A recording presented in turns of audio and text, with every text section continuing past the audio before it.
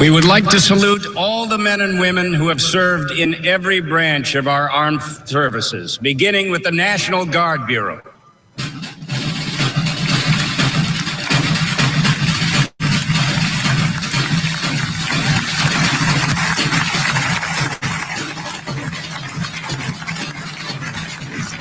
And now, as the orchestra and chorus perform the Armed Forces Medley, we invite those of you in the audience who have served or who are currently serving to please stand and join in as your song is presented.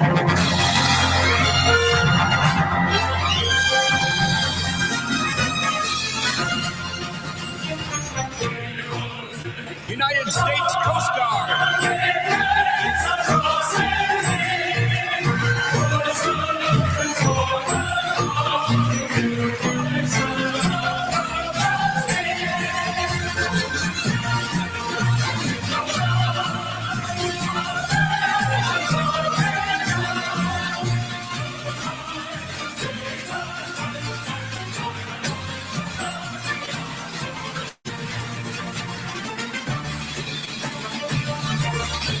United States Air Force.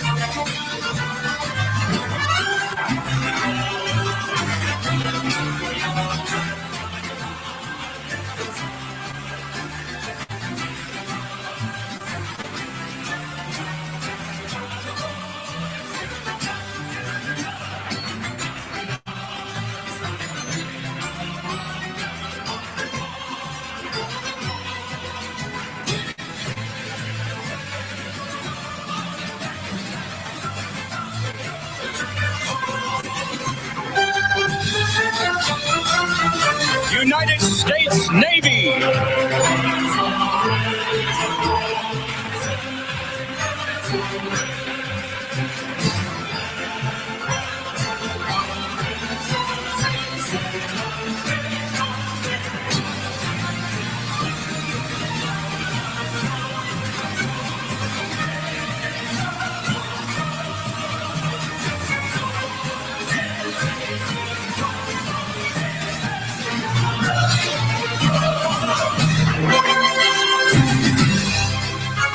United States Marine.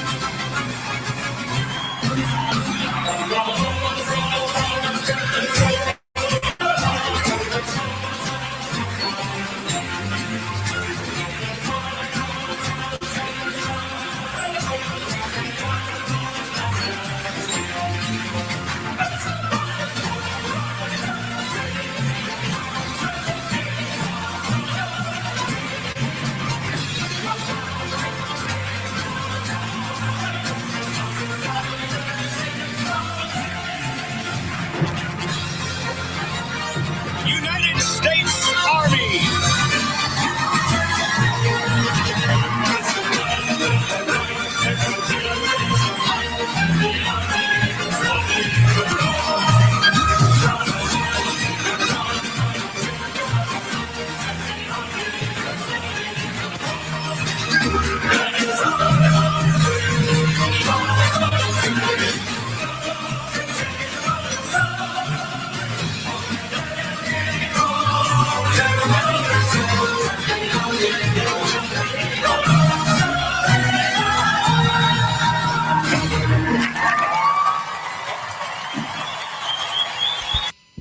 And thus starts the Veterans Day edition.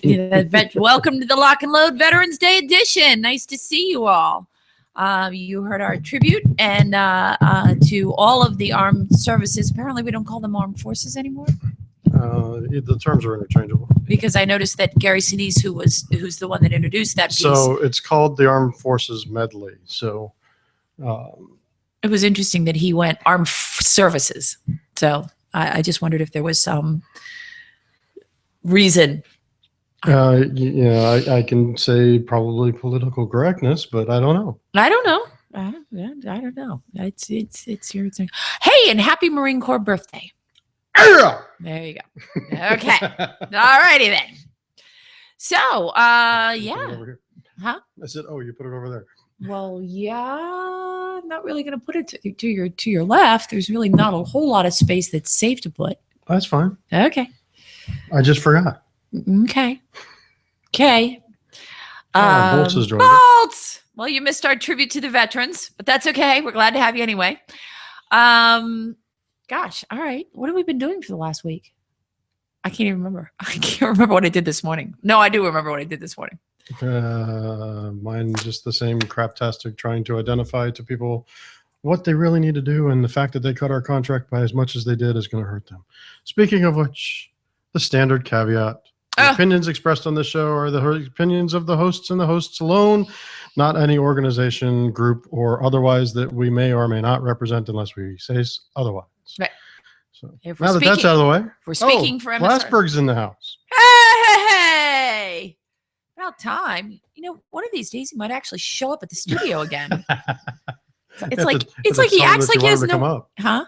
You have to tell him you want him to come over the bridge. Jesus, he needs an invitation. As many times as he's been here, pretty sad. Jeez. Yes. So we played the Army song too. Yes, we did. So, he what? I don't know. I don't know either. He's in there twice now. Okay. Well, rock on, man. Okay. He's on 2 separate computers. Anyway, either that or he got disconnected on the computer that he's on and came right back in. Rock on. So what did I do over the week? Oh, well, so keep my dad in your prayers. We have been very busy. Of course, you guys know he's still in rehab for his legs after the fall. Even though he didn't injure himself, his legs are just really weak. Got a call yesterday and he is back in the hospital. There were complications. We'll just leave it at male type complications because I'm not sure he'd want me to give all the details. But yeah, so they took him by emergency services and he's fine. I saw him today and went over yesterday. He left work early and we are waiting for let's see, should we take bets on who this is?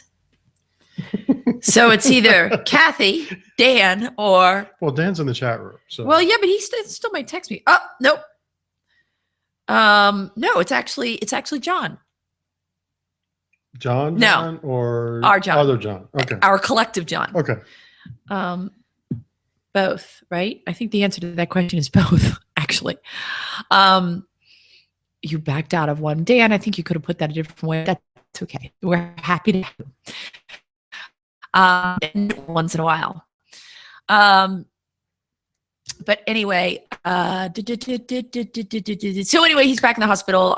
Being that we live in a 1-horse town, the specialist that he needs is on vacation until tomorrow. So his doctor admitted him and we await the specialist tomorrow. So hopefully all will be well and he will go back to rehab. And my goal is that he is to be out by Thanksgiving, praying. So as a matter of fact, we were just having a big discussion on Facebook about running, and I haven't been able to run very much. I've managed to get in one run a week. If I'm lucky, I get 2 in, but my endurance is dissipating. So, but yeah, I have to run 5 miles on Thanksgiving morning. Thank you for answering that. I am the producer. I appreciate that. Right.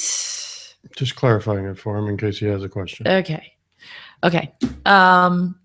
So anyway, the underbar, the underbar. Okay. Fellow freedom fighters. I like it. So anyway, so we've been quite busy with that. And I don't know what else. I feel like there was something else. I don't know. Days are running together for me. Mine. So my weekend anyway. The week has just been the week, and this just the same craptastic work things. Okay. This weekend was an actual interesting note. So Saturday was our 60th anniversary gala for the rescue squad that I'm a member of. Right. So celebrating 60 years of combined service, 60 years total of service to the community. It also happened to fall exactly on the 22nd year of my being a member. Wow. So the actual date, 7 November, was the first day I ran a call. So it's interesting. It's an important part of my life. 22 years. The wife wasn't all that thrilled with going because she doesn't know a lot of the people there, but she went with me, which is nice. But got a good chance to see a lot of the older members of the department. who we don't see very much of. A lot of people that came from their retirement states and came up and said hi. Some of the 22 folks. years? I've been there 22 years. Man, you're old. The Montoy. So it's Good evening, Montoy. and then so- Sunday was kind of a laid back day. I took care of some of the honeydew items and mulched leaves Yes, with my lawnmower saw that because on your I don't Facebook. rake leaves. So I have a 3/4 of an acre yard, and Isn't that why over you have half of it is trees, and I have a riding lawnmower with mulching blades, and that's how we take care of the leaves every fall. Is there issues? The Montoy. I love that. The Montoy. You'll have to be more specific about why chat is acting weird this evening. I can't help you if you don't give me more information, but I'm happy to see you, as I am to see all of our friends. And yeah, so it's been quite a week, and I hope you all had a fabulous Veterans Day. And I would like to thank all of you who have served, who have been willing to not just write the check, but cash the check, whether or not you know people that have. But for those of you, and I know there are several in the chat room, and there is one to my right who have written the check, and thank you very much. It's very important to me. We had a discussion the other day. Just read that and send it okay. if that's okay with you. Yeah. Yes. Yeah, you and I were having a discussion the other day about people in general, but people who don't really value veteran status or military service. And it's not that they necessarily demean it. It just means nothing. And there are very few things that I can't see the other side on, at least to see it from a philosophical point of view. And I don't get it. I mean, if you lived through 9/11, if you were an adult in 9/11 and that didn't hit home with you, I give. Yeah, it is. I have to chalk it up to the same thing as always. It's a free country. You have a right to your opinions, and there are those of us that wrote a check that in our cases didn't get cashed, in other cases did, to protect those rights. And I'll still defend anybody's right to not recognize it if that's their choice. For me, Veterans Day, more in my memory, Armistice Day. When I was a young kid, between the ages of 6 and 10, I lived in England. And Armistice Day in England is a very big thing. And it should be. The running joke over here, I mean, a lot of people make jokes about it over here with the red poppies. But over there, it is a very big part of British history. So it was always a very big thing for me growing up. And my father, being an active duty officer in the Coast Guard at the time, did his best to educate my brothers and I on what it stood for, both to the British from the perspective of World War I, and to Americans from the perspective of the same story. It originated out of us, the United States, hooking on to the British celebration of Armistice Day, or the recognition. I shouldn't say that. It's not really a celebration, but the recognition of Armistice Day.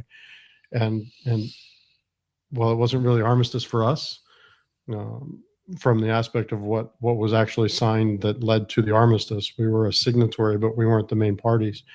And so what it means to us, both of my grandfathers served in World War II, and one of them, the one that saw active combat roles, would never talk. My dad's dad would never talk about it. And both of them were kind of the same way from that generation. If anybody who knew them had said Happy Veterans Day, both of their responses was kind of the sheepish, okay, thank you, quiet and reserved, and didn't make a big deal of it. And most of the people that I know that are veterans, whether you served a day, completed boot camp and served a day, whether you completed boot camp or officer training and actually served in a combat theater, are all generally about the same. Mhm. You know, we were perfect. I know I can speak for me. I can speak for a couple of friends of mine. Perfectly willing to sign a check, sign a blank check. And I don't regret any time that I did. As far as I'm concerned, that blank check is still out there and open. Swore an oath 25 years ago. I still believe it to this day. So, but it's not. Yes, I'll wear logos, the Marine Corps logo on things and go out and if people ask, did you serve? Yes, I did. Thank you. Thank you for your support. I appreciate the comments. To me, it's not a big deal. It's more of a big deal when people use it in the backhanded compliment way. I've actually had the people come up and they get the snide remarks. So thank you for your service. Okay, why say anything? Right. Most people I can see, there are two main categories that people fall into on today. When they see somebody who looks like whether because of the way they look, because of their haircut, whatever, will say thank you for your service, and then there are others that will just ignore the situation and move on. I can respect both viewpoints. Well, I don't like saying that if but if I see somebody and wait, let me pull this up. So we have a friend. We have a very good friend whose husband served in the Navy. And his post was, I won't attribute it because I'm not sure he wants attribution. But his post was, and a couple of you may have seen it. Dan, you may have seen it. I'm not sure. So he writes, so Veterans Day, buckle in. I'm going to get my rant on. If you're a vet, don't be the asshat who takes his DD-214 to every restaurant on the list to get free chow or other such entitled amenity. Stupidity, actually, he says. If you're not a vet, please don't go putting up a green light. I never heard of that. It's new. Oh, okay.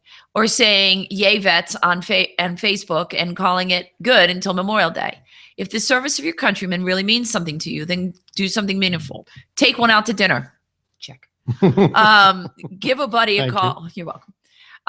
Give a buddy a call just to say, hey, I was thinking of you. If you don't know a vet, schlep out to the local VA hospital and spend some time talking with an old Gomer with a bad hip and no one to take care of him. If none of that works for you, put your money where your mouth is. Donate to a reputable organization. Give Wounded Warrior Project a pass. I personally like Homes for Heroes. Also, there's the Veterans Landing Zone, but he may not be aware of that. I've seen them do some stellar work. Quote, in either case, look out for the folks who've come home. Not everyone shows scars on the outside. You don't want to be one of those who wonder if had you been just a little more in tune, a little more attentive, a little better friend. In other words, would you really had to attend that funeral? And I hear you. I hear you. But Veterans Day is an important day to me. But if I see somebody in uniform, I will walk up to them and say, thank you for my service. And their reactions vary. Some of them are a little embarrassed, because they don't know what to do. And, it's like, well, my mother always said when somebody said, thank you for doing something, you always said, you're welcome or I appreciate it or something. But anyway, and some of them, get it and they appreciate the support, and it's a very interesting thing. So, I'm glad we have a National Day of Recognition, but personally, I don't need a special day for that, because I recognize the contributions. No, I think the bigger one that annoys me more, Veterans Day is it's nice. It's Memorial Day. It's nice to be recognized. I won't say that's not. It's nice to be recognized, to have somebody say thank you for your service, and those people that are saying it and who honestly do really mean it. I've had people at work where I work is a uniquely type that kind of environment, but a lot of the civilian employees where I work have never served, and there's a couple of them that come up and go, yeah, I couldn't, and I appreciate the fact that you did. Great. Thank you. I was glad to do it, and I would do it again. given the ability to do so. I'm aged out and can't, and fat and can't do it anyway. But no, yeah, the bigger one for me is Memorial Day, and the Memorial Day with people going up and going, "Thank you for your service." Well, that's not what today's about. Today's not about me for having served. Today is about those that served and gave their lives in that particular day for Memorial Day. Gyro! Happy birthday, Gyro. So go ahead. But yeah. No, so your point is that Memorial Day is about those who Memorial have Day cashed is for the those check. who have cashed the check, not those who wrote the check. Right. If Veterans Day is unique, it's for the days. Well, it's a twofold day. If you actually learn the history behind it, I think, to Tim's point, that the nostalgia and reverence aspect is gone. And largely it's because we don't really teach our youth what is the importance behind the specific date. Not that it's Veterans Day. The U.S. celebrates it as Veterans Day, but why do we celebrate it as Veterans Day? Knowing the bigger picture and knowing what came before, we are 3 generations, 2 generations. My kids are the 3rd generation gone, 3rd generation out from what Armistice Day and Veterans Day were created for. That was my grandparents 2 generations back, and my grandparents were kids. So in my family, it's 3 generations back from already just going to me. It was my grandparents that would have been and participated in World War I. My family's direct contact to it was World War II, but we don't teach the history anymore, and it's almost, you look at the recent events and it's almost politically incorrect, and it's become politically incorrect to mention anything about the military, and we're seeing the resurgence of the early 1970s in popular culture events where the military has become a pariah again because it's the political whipping boy. Because we're in the global war on terror, the constant fighting and battles that we've been in now for over a decade, without a true state of war, because that's a sticky point for me. But it's draining, and it's political. A lot of it's politically motivated and politically overseen, and so it's become politically expedient for the military to be the bad guys again.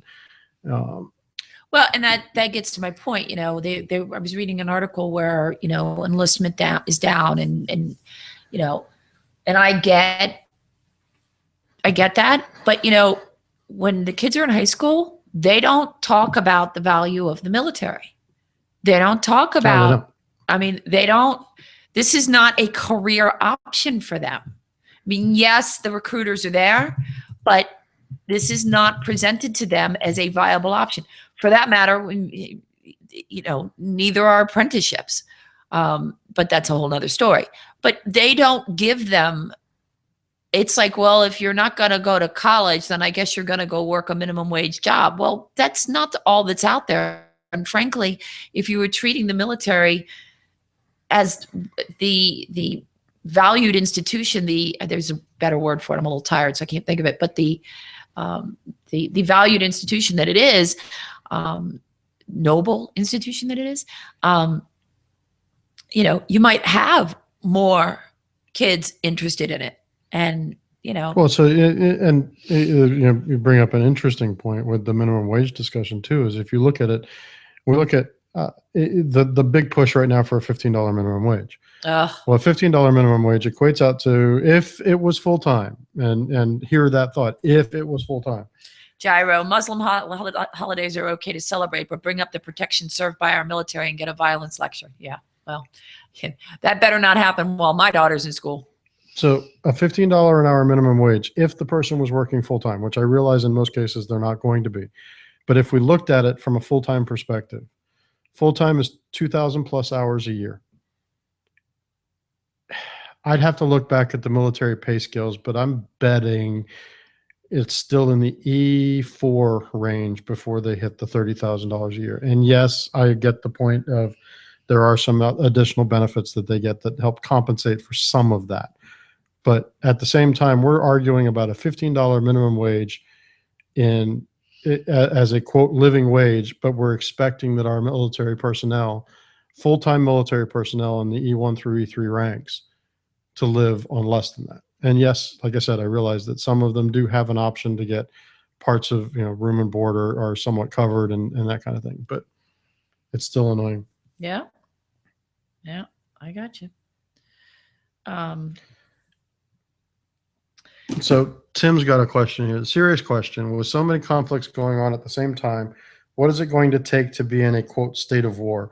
Our country used to almost stop and completely ramp up manufacturing and support industries for the military. Truth. Well, okay, so Truth. from the state of war perspective, with the the quotes that were placed around that, well, that to me, there's a constitutional requirement there, and our Congress has abdicated their responsibility with the continual war powers resolutions that they've given, where they've given over a lot of their, in violation of the Constitution, in my opinion, given over a lot of their authority to the president for that aspect.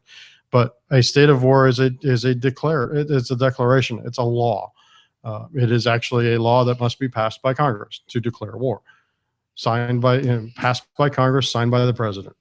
That's what it takes to be in a quote state of war, officially. We're not. So I will say the global war on terror. Great, nice, fancy, funny words and terms that you guys want to use, but we're not in a declared war. We can't really declare war on terrorism because war is between two states, and there isn't a sovereign state of terror. So we can't really be at war with terror. So. As far as the other one is concerned, we go back to the discussions of the military-industrial complex.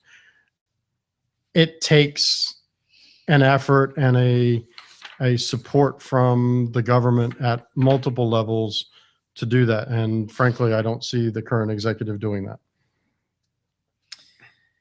That will bring me to, and I'm a fruit, $15 minimum wage not going to happen. Well, it will if the Republicans do not turn out to vote. Already has happened in a couple places. Seattle, Los Angeles is working on it. Yep. So America's First Freedom posted an article on Veterans Day. It was written by the Guns and Gear editor his name is Frank Wynn. Gyroscope, welfare and financial compensation benefits far outweighs the pay of an E1. That's just bull. It's 8:28. I haven't broken the rule yet. And if he or she is under 21 and drinks a beer, they get to lose money. Yeah. Well, and to me, that's bull too, because if you are willing to fight and die for your country, then you know what? If you want to have a beer. Okay. But I've said that since I was 18. And so we've actually raised some of the similar testimony too about the laws, the firearms laws. To go back to what our show is usually about, but with the fact that we'll take a 17-year-old, train him how to use a firearm, drop him off in a war zone, and let him fight for his country. Right. But he can't even think about even saying that he touches something and hunts or whatever. Right. Target shoots, whatever, when he gets back home. In a shooting sport. Yeah. So Frank Wynn, Guns and Gear editor, published today. We hope Veterans Day is trending, and particularly in the modern social media sense, on this day of its observance. American veterans, nearly 50 million of them since the American Revolution, surely deserve more than casual recollection. And I just looked on Facebook, and it is trending, but it's the 1, 2, 3, 4, 5, 6, 7, 8. Wait, 1, 2, 3, 4, 5, 6, 7, 8th thing trending. You'll be very happy to know that it is trending behind Dunkin' Donuts, some model who wears natural hair for a Victoria's Secret fashion show for the first time, and some sports things and some other ridiculous nonsense. So anyway, so it is trending. It's just not trending the way it should be, and damn it. All right, so I made it to 8:30. Many know of the origin of the event itself. It's the war. It's the American version of Armistice or Remembrance Day. Gee, where have I heard that? Wait. marking the end of World War I, first proclaimed by President Woodrow Wilson in 1919. It became a federal holiday in 1938 and was expanded in 1945 to honor veterans of all U.S. conflicts. It is occasionally confused with Memorial Day. We've discussed that. Such homages can stir conflicting emotions. If you live close to a military installation or family members who have served, to say nothing of being a veteran yourself, any tumult seems silly. Of course, we should honor our veterans. Even casual familiarity with the history of the Republic shows their services and sacrifices to be essential. While nearly 1 in 8 Americans served in World War II, less than 1 in 20 have served in the global war on terror. Several factors contribute to this, but technology and all volunteer force and an all volunteer force probably isolate our warfighters more than anything else. The first makes our conflict seem antiseptically precise, even easy. We fear it makes service seem less dangerous, less of a sacrifice, less of, well, almost everything. Second, the service life is quite obviously inviting to an ever smaller slice of American families. This demographic also appears increasingly intergenerational. Fortunately, whether it is a son or daughter who takes up the parents' military calling, the quality of our average soldier, sailor, airman, or Marine remains very high, and it is punctuation. Comparatively, I can tell you guys about that in a minute. Comparatively tiny forces by, say, Vietnam standards inflict brutal casualty rates on our enemies and conquests on a scale that took years in the 1940s. In the 1940s, take days or weeks in the modern era. And the final wedge between the citizen and soldier is a media and political artifact, yet fosters a philosophical and psychological gulf of a very real dimension. Even fewer can make a realistic assessment of what the job costs veterans and their families. And actually, I'm going to stop right there. A couple years ago, I went into Walgreens here, and there was a very pregnant woman working behind the register. And I said something to her, and I don't remember what it was. And she went on in our conversation to explain that her husband was in the military. And I said, please thank him for his service, but thank you for your sacrifice too. And she kind of looked at me and just like almost lost her stuff. And I said, you give up an awful lot so that he can defend us. And I get it. And, here's my card. If you need something, call me. Because she was very pregnant, and it turned out she had kids at home, and she was living here on the shore with virtually no help and working at Walgreens. So, I felt really bad for her. But yeah, absolutely, the families, and I know, Mike, you can testify to that firsthand. The families sacrifice a great deal. Well, not so much me. I was a reservist, but your father. Yeah, and he had a lot of trips, but he wasn't actually the entire time that my father served. He was in the academy during Vietnam, never served in a combat zone. We had a couple of police actions that happened between the time that he went active as an officer and retired as an officer. In his particular case, the most that we didn't see him was when he was on trips supervising an installation for the things that he did. But by trips, you don't mean he was gone for a week. He's gone for typically 2 weeks at a time. I don't remember my father ever being gone for longer than that. I do have friends that, one's in the chat room, who was separated, or in his particular case, separated from his wife for an extended period of time when he was in Japan for the Marine as a Marine. Wow. Where he went to Japan, she stayed back there in their house in California. And that's not atypical. And nowadays, if you really want to look at the guys that are in now, I mean, I've got friends from the rescue squad whose marriages didn't survive because of either Desert Storm or Operation Iraqi Freedom, Operation Enduring Freedom, the constant cycle of deployment, back home for a couple months, deploy again, back home for a few more months, deploy again.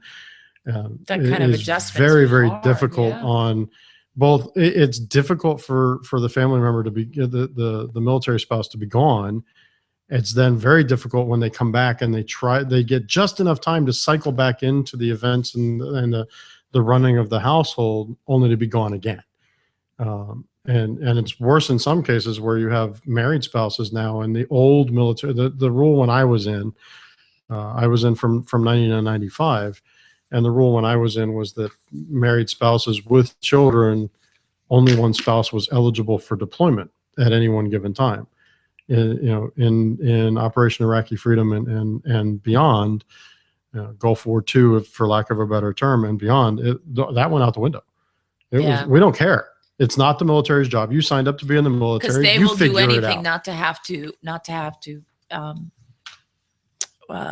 What's the word I'm looking for? They want an all volunteer army. They don't want to have to. Well, they don't want to do conscription and a draft, Thank but the bigger thing is nowadays it's you joined.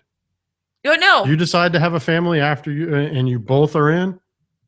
You guys figure it out. It's not the military's problem. Well, part of that I think is political.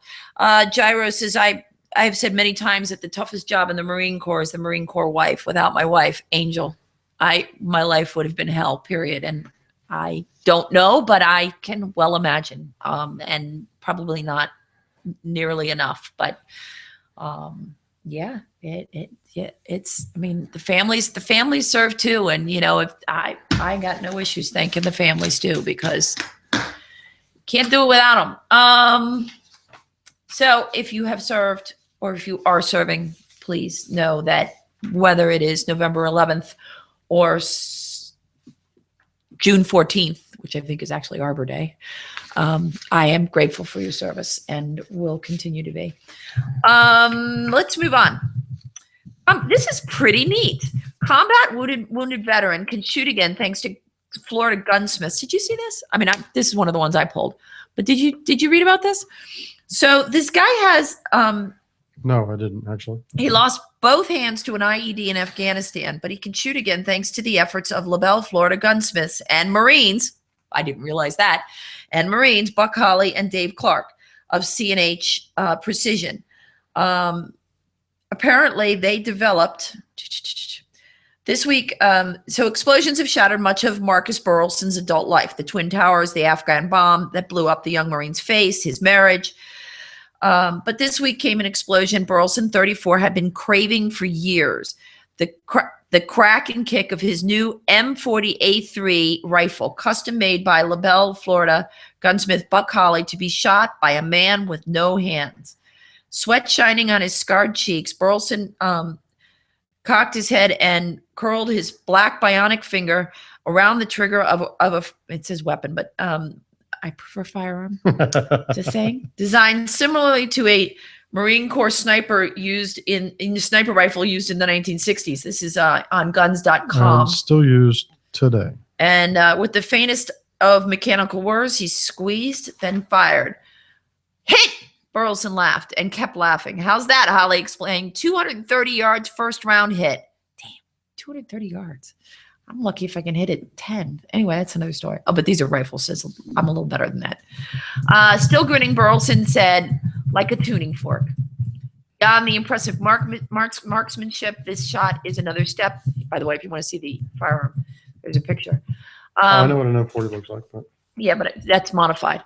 Beyond the impressive marksmanship, this shot is another step on Burleson's journey to the kind of life he wants. Though technically disabled, he works to raise money and awareness for other injured veterans. Difficulties be damned. Shooting has always been a passion for me. I have been shooting for as long as I can remember, always hunting whatever was moving. Yeah. Mm-hmm. He learned about Holly and his company, C&H Precision Weapons, from a friend who'd been an Army sniper. I really wanted to get back into shooting, and I wanted to do it right, Burleson said. That meant a rifle he'd be able to use with minimal help. For the last 6 months, he and Holly have called and emailed each other as the company fashioned Burleson's custom rifle. After his first few shots with it, Burleson was visibly elated, and so was Holly. Quote, the difference between this rifle project and all of our other ones is our connection as Marines, Holly said. My partner Dave and I are both former Marines.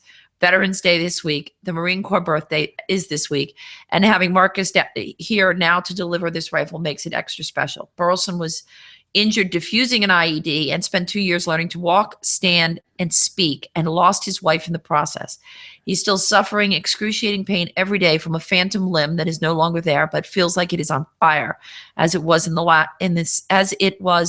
last second it was part of his body. CNH Precision, thank you for helping to get your fellow Marine back on the firing line. I just think that's awesome.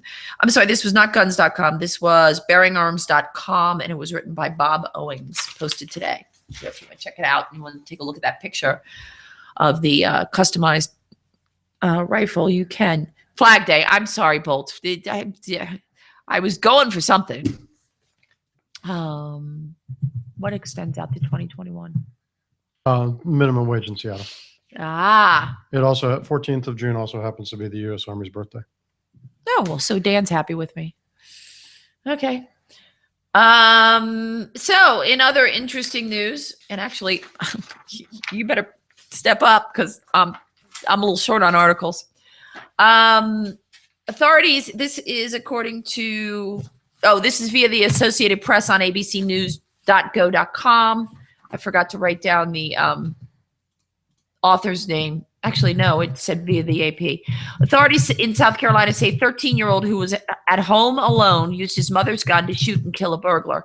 The Charleston County Sheriff's Office told local news media outlets that the boy said he heard someone trying to get into the home. And again, it got cut off. But through the back door of the home, authorities said the boy told them he fired the gun through the door and the person outside fired back. They also said a silver-colored they found a gun out back in the backyard. Lieutenant Christopher Brokaw said a gun was found in the backyard of the home. The burglar or whatever, they're calling him a burglar, but if he's shooting back, I would say the attempted murderer, but that's just me. I'm not a lawyer. Is now dead. They took him to the hospital and he eventually died there. And in entertainment news, I think you can successfully cross off Amy Schumer off your list of favorite comedians if she was one. She used her role on Monday night as host of Glamour's Women of the Year Awards to call for more gun control in the United States. Yes, in point of fact, she did. Schumer emerged as, this is according to Breitbart. No author. Comedian, let's see. Schumer, in that attack, okay, Schumer emerged as a gun control proponent in the wake of the July 23rd attack, which took place during the showing of her film Trainwreck in Lafayette, Louisiana. By the way, I didn't even know she had a movie out. Like, that's how well the movie did? I could care less. No, but like, she had all this publicity from the shooting, and like, the movie just sort of fizzled. So usually people go see, it gets more publicity and people go see the movies. Anyway, in that attack, John Russell Hauser allegedly opened fire with a handgun, killing 2 moviegoers. A crucial but underreported aspect of the attack is that Hauser passed a background check to acquire his handgun. In other words, Hauser submitted to the very check that gun control proponents like Gabby Giffords, Obama, and Senator Joe Manchin, Democrat out of West Virginia, advocate as a step toward safety. Yet after passing the check, he committed a heinous crime. Nevertheless, People magazine reports that Schumer stood at the Glamour Awards podium on Monday night and said, if you've been convicted of domestic violence or you're severely mentally ill, I don't think you should be able to get a gun. She then added, it seems pretty simple, but people's reaction is she wants to take our guns. Well, Schumer fails to understand that people react adversely to her calls for more gun control because none of her proposals would have prevented Hauser from acquiring his gun. Rather, they would simply put more hoops in the place for law-abiding citizens to jump through in order to get the guns they need for self-defense. On October 25th, Breitbart News reported that Schumer held a joint press conference with her cousin, Senator Charles Schumer. We did cover this, Democrat out of New York, where they pushed for laws against gun trafficking and laws requiring background checks at gun shows. Well, pretty sure you still need background checks to buy a gun at a gun show. Depends. Maybe yes, maybe no. If you buy from a dealer's table, yes. If you buy from a private collector and you are a resident of the same state, depending on the local state's laws. Depending on the state. I was going to say, in this state, you need FFL. In Maryland, If you were at a gun show and had a table as a private citizen and Right. you wanted to sell your rifle to me, wham, bam, thank you, ma'am. We're done. We're both residents of the state of Maryland. Now, if you wanted to buy my 1911, yes, we'd have to go through the whole HQL, HQL, Maryland State right. Police transfer process. See, this is But- why you're a lobbyist. Again, none of these things would have prevented Hauser from acquiring his gun because he passed a background check to get it. So, yeah, you can cross Schumer off your list. From the files of the stupid. Okay. What do we got going on in chat room? Oh, okay. Well, if you want to catch up on that, go ahead. Let's see. All right. So, depending on the size of the business, yes, for those this is from. It's Oh, from you me. wrote this. Okay. Yes, I'm just keeping. Oh, you're talking about the communications minimum Seattle's wage minimum thing. wage. Okay. Since I'm a fruit and I were having a conversation, I figured I'd give everybody else in the chat room the link I was looking at to. Ima had mentioned that he thought the Seattle's $15 minimum wage had been repealed, and it has not. It is a progressive schedule that Right. goes, depending upon the size of the business, goes all the way out to 2021 before it hits $15, depending upon how big the company is. So I was just providing the link to the mayor's page in Seattle that describes the No, progression. I'm reading that stuff following. Anyone who spends their hard-earned money on anyone who spends their hard-earned entertainment on any liberal entertainment needs to know they're supporting the enemy. Well, I wouldn't say they're the enemy, but philosophically, yes, I get it. And no, she wasn't on my list either, but spread the word. So,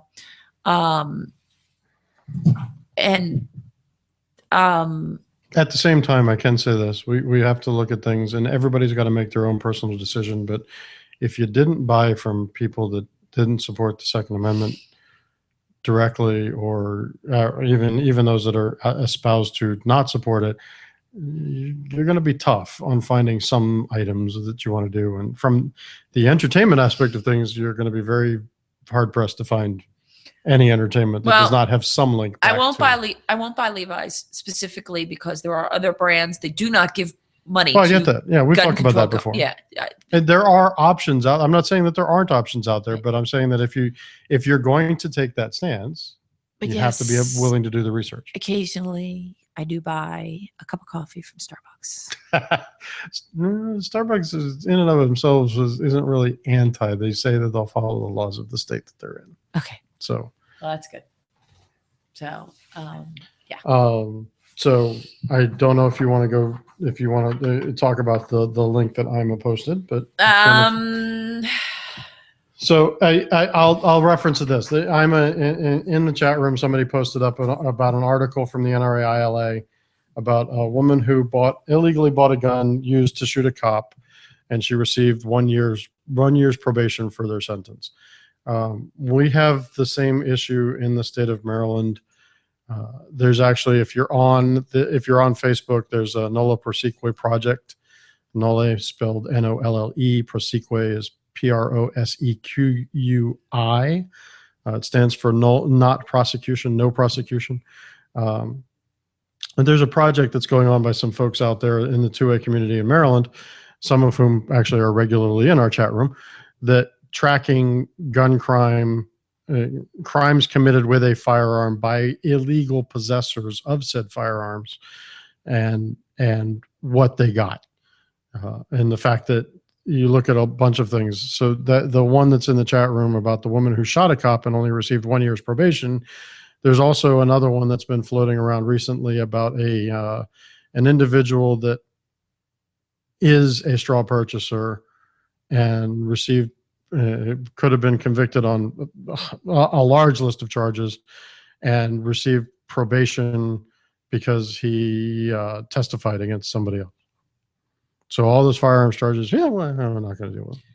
So Right. it's a big thing anyway.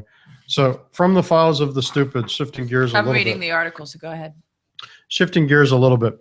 How many of you heard about the New Haven Police Department's lovely education tactic?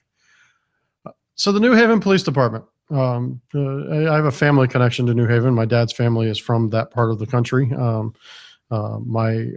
of my dad's uncles, the actual fire training academy is named after. because he's one of their first fire chiefs and one of their longest fire chiefs. But the New Haven Police Department came up with this so wonderful idea. Let's educate people about burglaries from cars. Gyro, listen up. Okay. I'm sure he I'm is. picking on Gyro here for a very specific reason. Okay. The New Haven Police Department was going to go around checking people's cars for them being unlocked with valuables visible. And if they found a nice black pickup truck with an e-cigarette, they were going to open the door and take it and leave a note. The New Haven Police Department has your stuff. We got it because your door was unlocked. You're helping to increase the burglary problem. Please stop, or whatever they were going to put on it.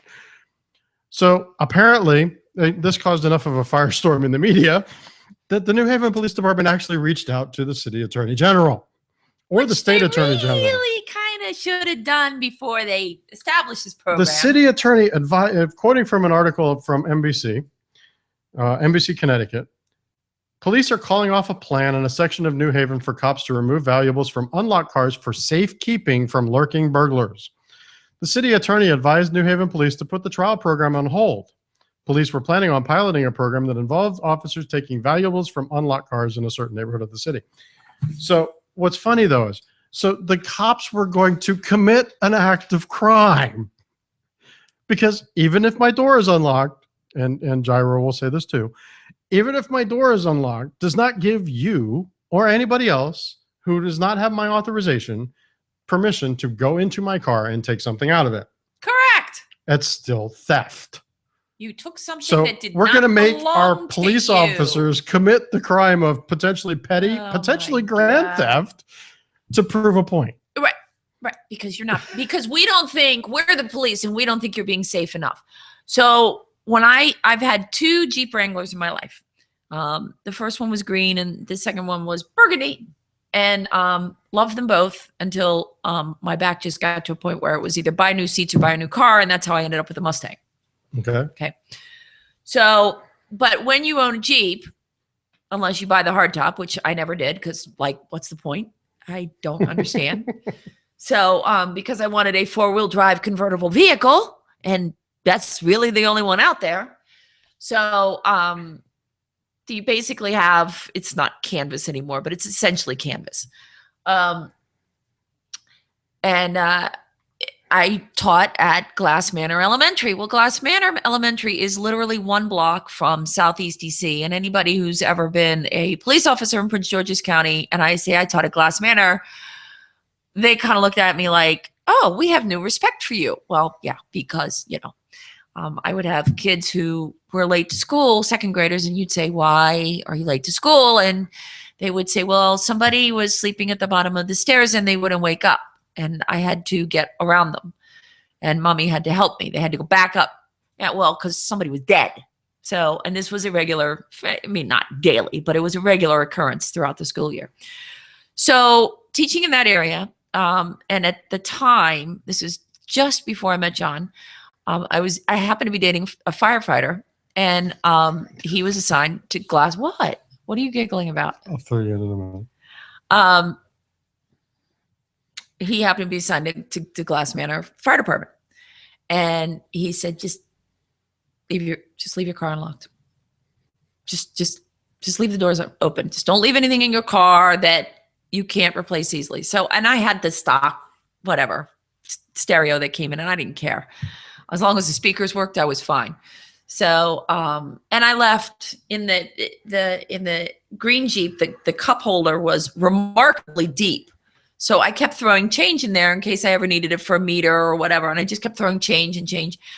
And somebody eventually did go into my Jeep, and they opened the door, and one of the teachers came running down. Oh my God, somebody's in your car. This, that, and the other thing. I was like, well, call the police, something before they take off in my car, watch my class. So I get out there, he's gone. He neither touched my stereo, which says something about the quality of my stereo, I guess. And then he left all of the money in there. But it was the only thing. Those were the only two things inside because you left the doors, and Jeep owner, Wrangler owners will tell you leave the doors unlocked because it is far cheaper to lose whatever it is you're going to lose than to replace the whole damn top. Sorry, to replace the whole damn top on the Wrangler, which is going to cost you at the time several $100s, and probably now I don't know $1,500, $2,000. I have no idea. So. Okay, so I live in New Haven and I leave my Jeep unlocked. What, are they going to confiscate my stereo? They're going to take my money? I mean, I didn't leave bills in there or anything. Well, they're not going to do anything now because the city attorney probably told them, hey, guys, you're breaking the damn law. Right. So the funny part of it, so two ones. The scouting program that I'm part of, the director owns a convertible Golf. Okay. And kids are constantly amazed because he'll just tell them to go out and get some piece of paper or something that's in there. Well, your doors, I need your keys. No, you don't. No, you don't. It's a convertible. I don't bother to lock it. No. There's no right, point. Right. For the same reason. It's more expensive to replace the top that somebody will cut through That's than a not. sorority girl car. You know that. I'll pick on him about that. Okay, please do. So, Pass it along. so the going back to the chat room, Gyro's comment, locking my door cost me $375 for a passenger window and a second e-cigarette. You're kidding. They stole your e-cigarette. I mean, this thing. So he used to leave it out in his car in rather than trying to carry it in and keep it upright and all that stuff. He just left it in his car. And when he needed to go out for a smoke break, it's an opportunity just to walk a decent ways out, take a couple of puffs, to give a couple minutes break, walk back in. So the reason I'm picking on him is because I got a phone call from him on the other day on the way over work going, yeah, I'm going 50 miles an hour because there's glass in my front seat. No. So Somebody yeah, like broke you said, his window for an e-cigarette. yes. And that's all they took. Those There's things other are more. like not that expensive. Well, his is probably the one he had. I'm betting probably in the $150 range. He's got one of the big boxy ones, but You'll have to tell me how that's working for you because I need to quit smoking. no, I think he would tell you that it's working fairly well for both him and his wife. They don't need, unless they have a really bad, stressful day. I don't think they've really done a whole lot of real cigarettes in the past couple of years. Yeah, I get kind of evil when I quit smoking. So, Just saying. oh, let's see, because I didn't- couldn't find the secondary article for this one. From the from guns.com. Chris Eager, 11/9/2015. Wisconsin Dems move to ban most semi-automatic firearms in a big way. So, Oh, yeah. debuted last week because the backers of the measure say it's needed to prevent mass shootings. Let me see what they're going to do here. So from the article, for semi-automatic rifles with a detachable magazine having the addition of a pistol grip, gee, where have we heard this before? Adjustable, folding, or thumb hole stock. Haven't heard that before either. No, we haven't heard that. Bayonet mount, threaded barrel, muzzle brake, or compensator would deem them an assault rifle. Yeah, I'm thinking they took a page out of Marty's For book. semi-automatic pistols with a detachable magazine having a barrel shroud. You gotta stop. Your leg. Yeah. Ah, go ahead. Having a barrel shroud weighing 50 ounces or more, a threaded barrel, gee, for the use of a suppressor, stock or second hand grip would qualify it as an assault weapon. The weight requirement alone would make most AR and AK pistols illegal, regardless of other features. Semi-automatic shotguns, a magazine greater than 7 shells, any detachable magazines, forward grips, adjustable stocks would result in an assault weapon. Yeah, so a nice comment in here. Legacy shotguns such as the Remington 1100 would be illegal. So no mention of any different calibers or grandfathering any guns, exceptions for military and law enforcement, as well as some approved dealers. Violations are a Class H felony, 6 years in prison, up to $10,000 fine. Did that Wisconsin has, no, this is what they're proposing.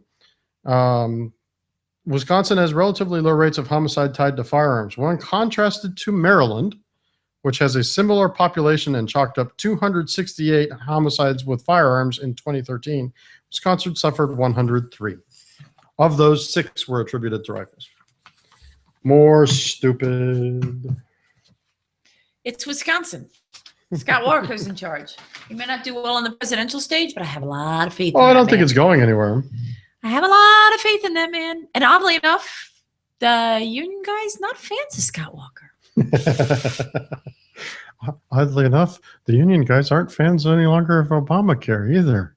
Oh, really? Oh, didn't you read the articles from this week? I don't have one of them printed out. The articles from last week and early this week that Harry Reid and Nancy Pelosi are coming to the rescue and they're going to fight for the repeal of the Cadillac tax. Oh. Gee, I'm sorry. Didn't My you God. write this damn monstrosity of a bill? No! They read it after they passed it. They Your party, Nancy and Harry, right, your party right, wrote this thing. right. Your party now trumpeting, we're going to come in and save the day. Yeah, bullshit. Yeah. It's after 9 o'clock. So, Mr. Lobbyist, we were actually asked for comment on a similar article that you're about to talk about, but we didn't get to them in time. So, why don't you go ahead and tell them what that is? All right. So there was an article in, you printed out the IJ Review article, not the other one. Well, sorry. So we actually, so the put my official hat on. The MSRPA received a request for comment. Wait. It's too bad that a certain person living in Virginia isn't listening. So the MSRPA was asked for a comment from Fox News for an article they were writing on an article on something that several articles have been written on the past week or so. Why it's just now coming up, I don't know, because it's been in effect now for over a month. But the title on this particular article from IJ Review, Blue State, Maryland just gave up on a big gun control measure by Katie Lapotin. I don't know if that's correct or not. Written a couple of days ago.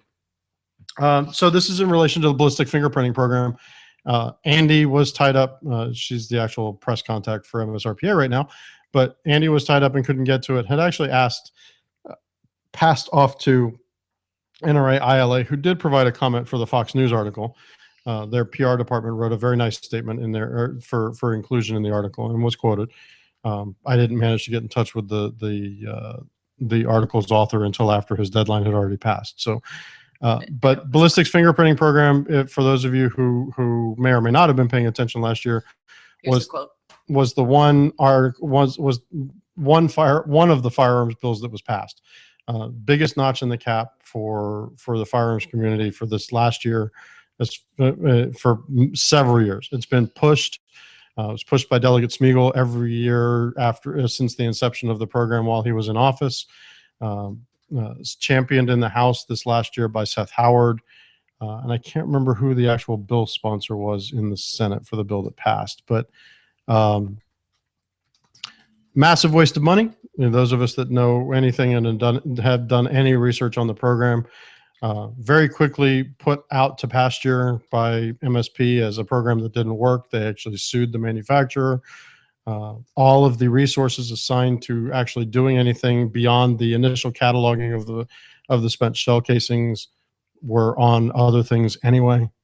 And the way it was fought and won this last year was something we've told some of us that have been trying to educate the community on how one of the most effective ways we can fight the bills or we can fight a program is the fiscal note.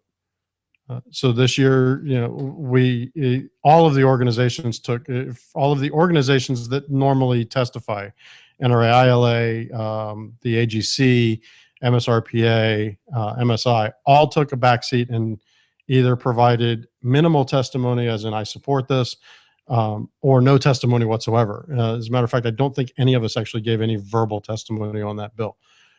We did some, I know there were some backroom discussions on it about what it meant, but we let it stand on the fiscal note. And the fiscal note basically said, hey, guys, you're wasting money. In a year of many that we're complaining about monetary issues, this is one way to actually save some. I don't remember if I testified on that or not. I don't believe anybody did. Okay. I'd have to go back. And your memory's better than mine. I don't remember any of us saying anything. I think there may have been some written testimony put in about it, but I don't think any of the organizations actually stood up and said anything. I know some of the citizens did. Well, her phone's on 2%, but let me ask her. Did you testify on that bill? Because if she testified, I would have said at a minimum, I would have given a Me Too.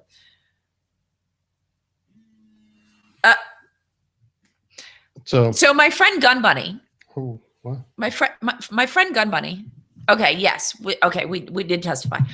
But my friend Gun Bunny has Facebooked me, and she says, "Yeah, Brian Frost totally took credit in the Sun papers. Kind of wanted to see him to say it to Smeagol's face." Yeah, we love Gun Bunny. We won't identify her, but we love her. And the first person that outs her is going to get kicked in the kneecaps. So yes, NRA did testify, by the way, apropos of absolutely nothing, but they did testify. And if they testified in the Senate, you were in the back of the room the day that I testified in the Senate. If she testified. No. Yeah. I was watching on camera. I wasn't there that day. I thought you were in the back row. In the back row. No, that's right. I remember because this one was not tested. This bill, if I remember correctly, this bill wasn't testified on the day all the other ones were. Right. This was the second one. I couldn't be there. That's right. That's right. Because you had snapshots. You'd sent me snapshots. Like I was like, "What? You're watching?" And you were like, "Yeah." So anyway, yeah, we did testify in the Senate on that bill, and it's an epically stupid bill. So the quote from the NRA, quote, "The Maryland Ballistics Database has been a failure from its inception." Amy Hunter, spokeswoman for the NRA's Institute for Legislative Action, told FoxNews.com the program has been effectively defunct for several years. Yeah. Funding has been discontinued and the personnel associated with the program have been reassigned, yet the requirement persisted and its costs were passed on to the consumer. The NRA ILA supported the repeal and is pleased it's now in effect. I mean, it was, can't begin to tell you how many times that whole thing, we discussed that whole thing. Are you out of articles? Wow. Yes, but I had to handle a different issue. Okay. So there was the breaking news that somebody posted in here. Officer was shot in Northwest Baltimore. So I was doing a health check. And are we healthy? The one I'd be worried that I'm most worried about is yes. Yeah, well, that's what I was asking. He's nowhere nearby. He's actually listening to us. Oh, wow. I'm honored. I think that's like twice he's had time because his schedule's so odd. Gun Bunny is listening. Yeah. Okay. No, I don't think that was that day, but anyway. So, okay. You clearly are going to have to go to Virginia. Dan said he did. Okay. So I'm clearly going to have to go to Virginia. You're going to have to go do IT in Virginia. Okay. She's having issues. Okay. So well, she also needs a hook and eye installed. She just has to reach out. She knows my number. I think I just did. I think I can read her mind. But anyway, yeah, Diamond. What? Just an FYI, my hearing will not continue on the. Oh, this is the Montoy. Just an FYI, my hearing will not continue on the 17th. I am requesting a different date. Okay. Yeah, I'm pretty sure we all testified on that bill. I don't know that I wrote any profound testimony, but because there were several pieces of stuff that it was like, okay, we're all just basically saying the same thing. So on behalf of the MSRPA, me too. Now you got me curious. Now I have to go back and look at it. Oh, for heaven's sakes. So, where was the shooting, by the way? Northwestern Baltimore. Okay. All right. Okay. I'm not in Northwestern Baltimore. So, but anyway, yeah. So that's dead. Happy to hear it. And, I mean, even the fiscal note said they can all be reassigned to the forensics division quite easily. So, I mean, it was stupid. And frankly, the only reason they wouldn't get rid of it before was because, well, O'Malley. In my humble opinion, not speaking on behalf of the MSRPA, but in my personal and very humble opinion. So, yeah. Gun Bunny thinks she was in a car accident that day, but I don't remember that she missed a hearing because she was in a car accident. Yes, she did. Okay.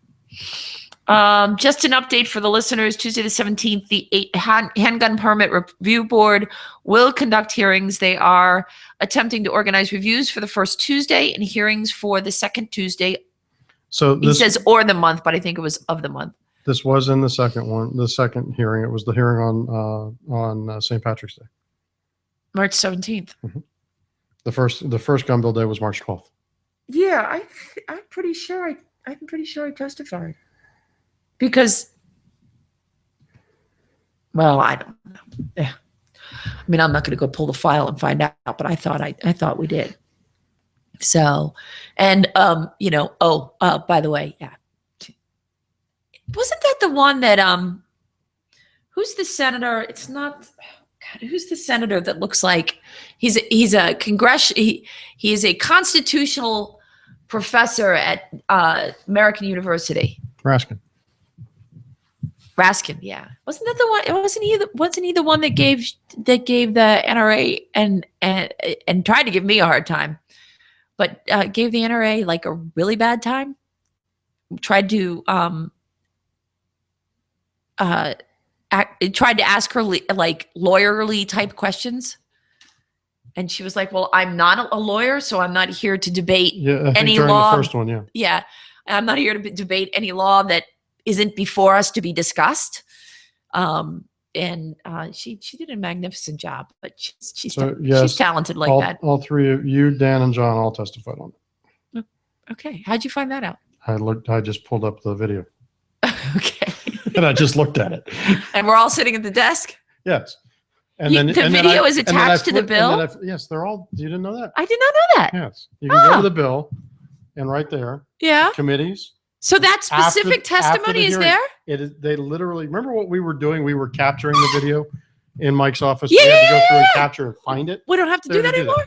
But no. See, we did it because we wanted it right then. Right. That shows up about 3 days later. They go through and they actually find when the bill was discussed, and they mark it in the video so that only that portion of the testimony actually plays. No, that makes sense. You can go back to the committee website and actually watch the testimony for the whole day. But right, you're going to get all the bills that day. You can actually go to the bill, and it has both committees, both House and Senate. And you can click the video. It will go right to that video segment, and it only plays the testimony for that bill. That's awesome. Huh. Okay. And Shannon had a car accident that day. Okay. She would have been at the table otherwise. Interesting. Okay, she can call now. All right. So call. I've been trying to get Shannon to call for the whole show. And the poor thing, she's single momming it. So between putting the kids to bed and getting them settled and getting them to stay put because they're little, and then router issues, and then she can't use her phone as a hotspot because it's been locked out, or I don't know what. This is why you have to go. You must go.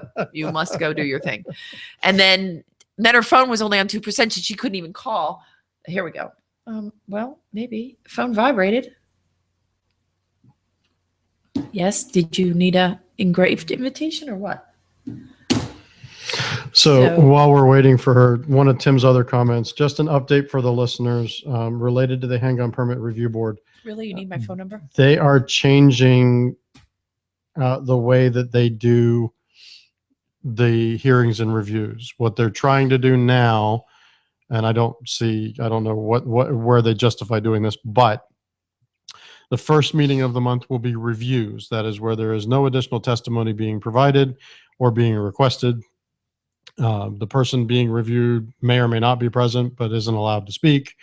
And the third Tuesday of the month will be SP is providing for evidence to the board. So they're changing some of the ways things are going while we wait.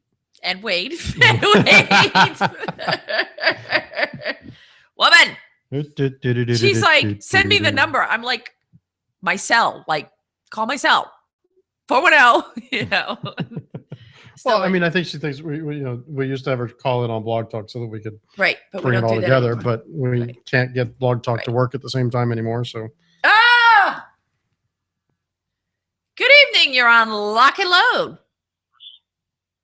Okay, technical difficulties aside, I have managed to make a connection. Okay. Well, if you have me on speakerphone, you should probably take me off speakerphone.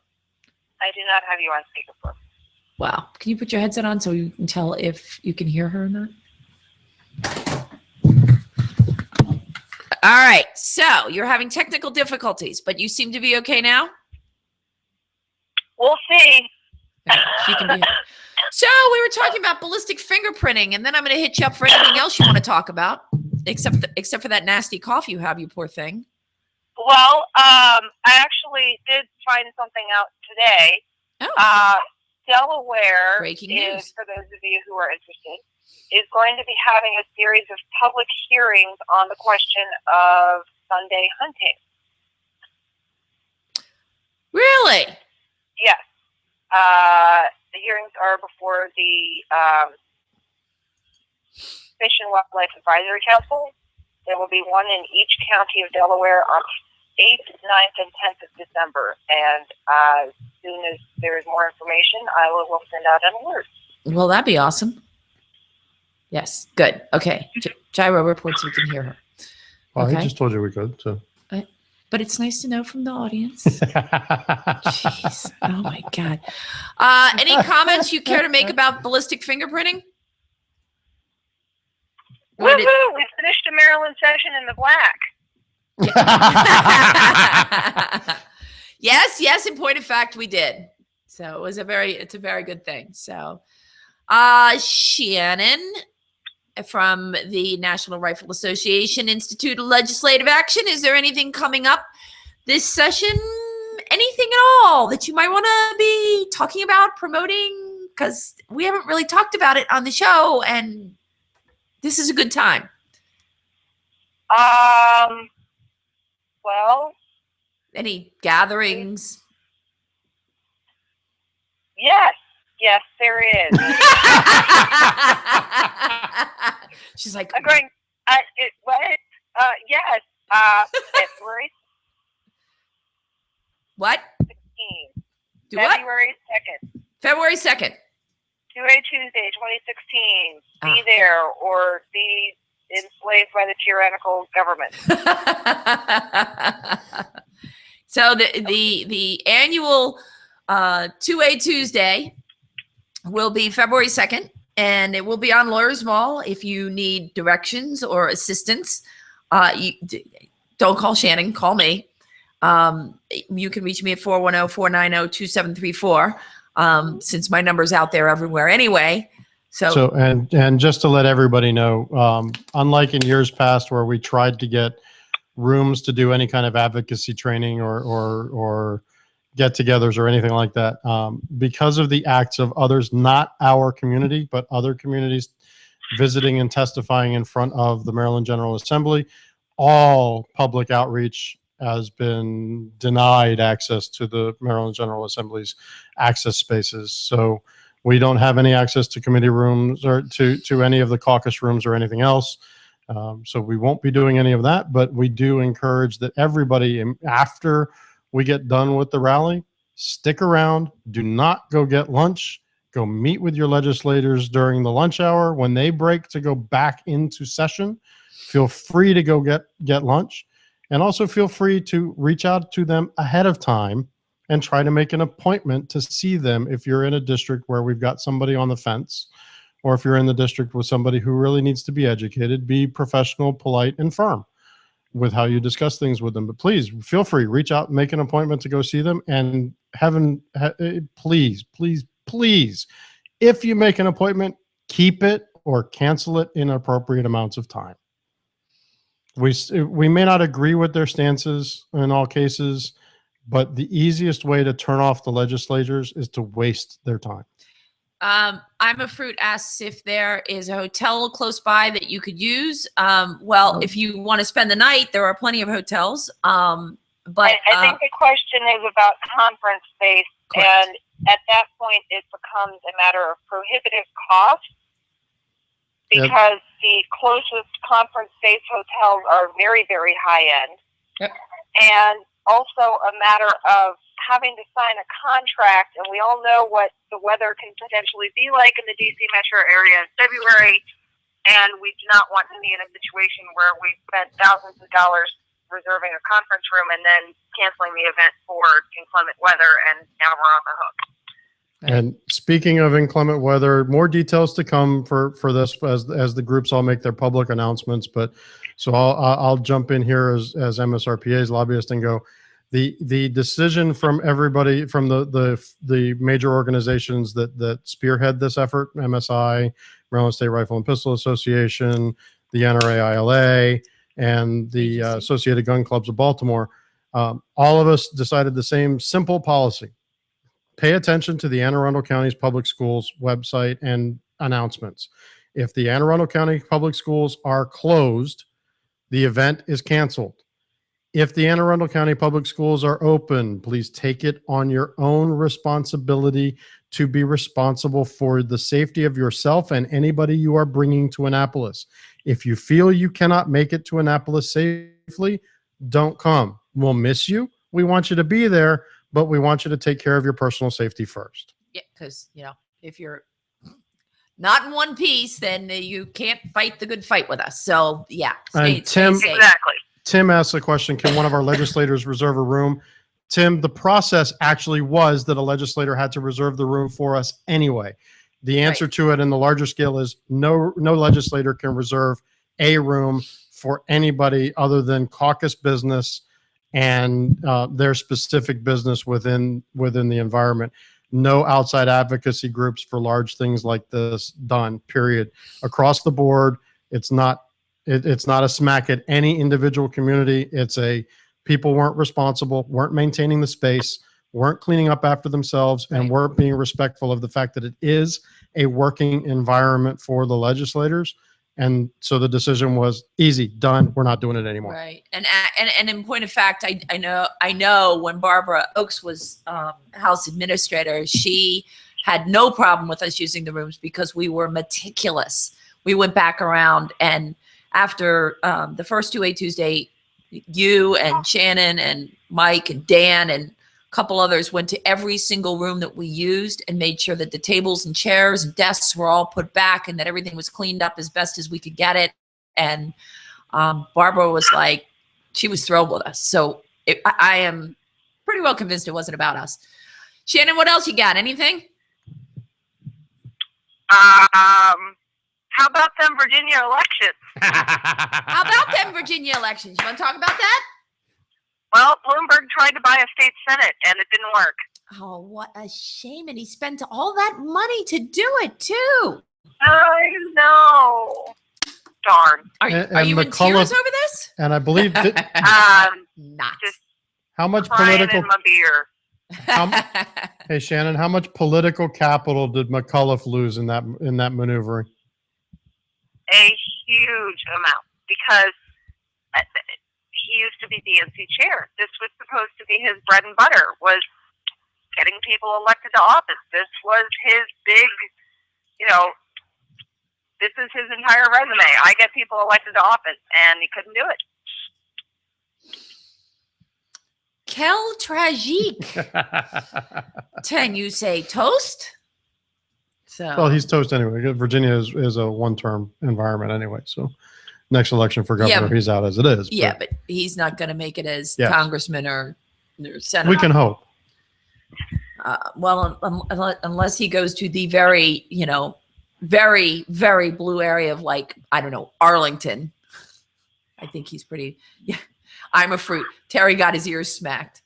VCDL, Dan says VCDL, which is the Virginia Commonwealth Defense League. Virginia Civil Defense League. Virginia Civil Defense League did a great job in Virginia for the elections.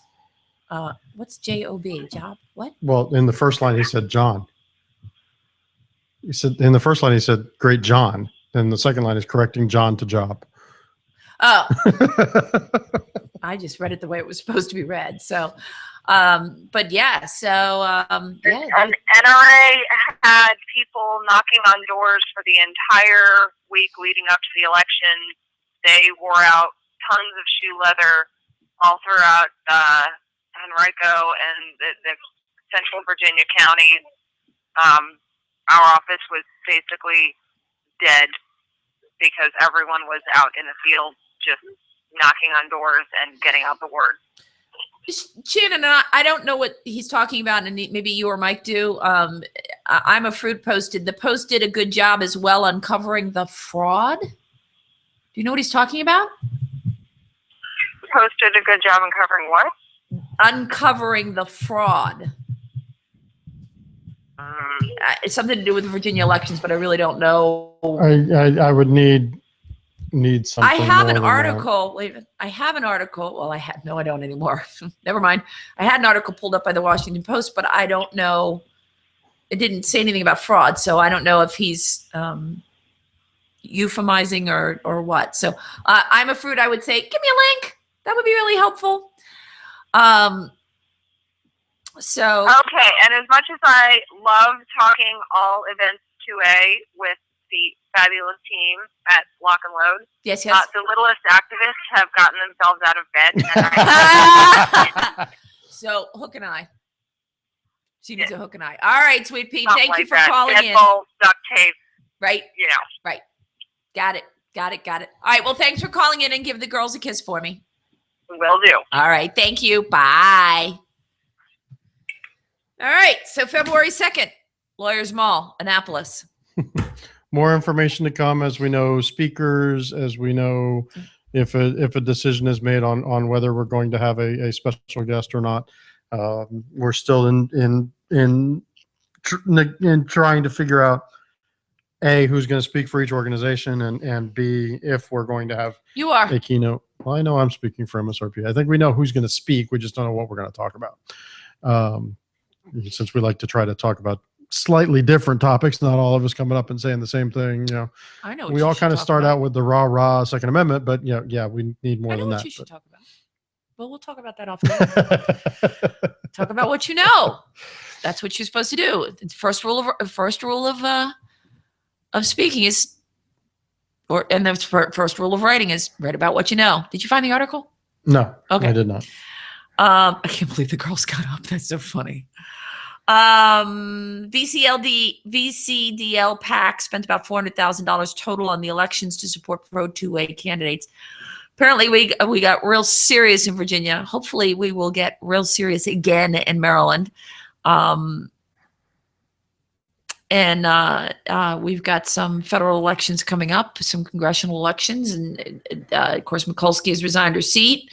There is at least one Republican running, if not more. I'm not sure. I'm not entirely sure if there's more than one.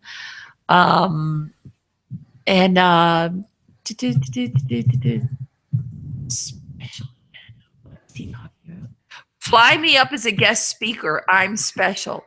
Yeah, it's special ed. I get it. Okay. Ron, love you. No. Oh, yes. However, if you want to come and stay at my house so you can attend the rally, you won't have to pay for a hotel. You're welcome to do that. Unless it's snowing, in which case I won't be here. So supposedly we have a couple of Republicans. Chrysovolantis Kafalis. I don't know anything about that person. Me neither. Richard Douglas. Yeah, Richard Douglas. He's a good constitutional guy. Kathy Schlega. So I'm not the window licker. I'm the short bus door gunner. Okay. All right. Well, the show's now gotten out of hand. So did want to welcome TDT91 to the show. Don't recognize that handle. So I think he's somebody from Shooters. I thought I would call him out and welcome him. So, try to welcome him, everybody. And especially the first timers. Later, Devil Dog. So bye, Gyro. And I think actually we're done here. Yes, I can agree with that. Yep. So we will see you. We will see you next week. Same bat time, same bat channel.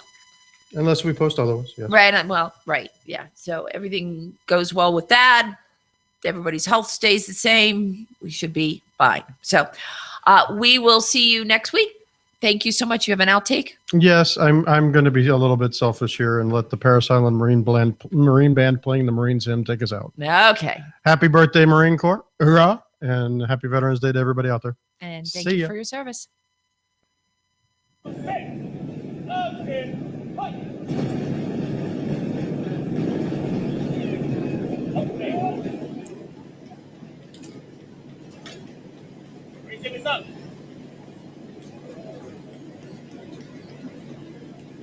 Upward!